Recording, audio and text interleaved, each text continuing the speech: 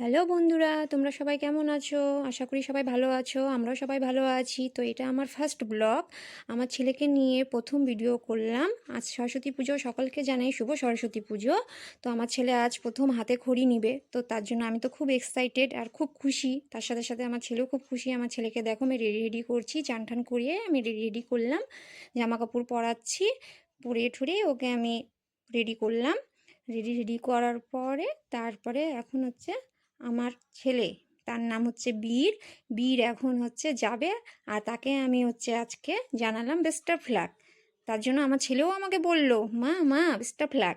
তো আমার ছেলে এখন যাচ্ছে ওর বাবার সাথে হাতে খড়ি নিবে। ওর মামা বাড়িতে সরস্বতী পুজো হয়, মামা মামির বাড়িতে যাচ্ছে হাতে খড়ি নিতে। তো এই যে দেখো আমার ছেলে এখন হাতে খড়ি নিবে, ঠাকুরমশাইয়ের কাছে বসে হাতে খড়ি নেওয়া ওর কমপ্লিট।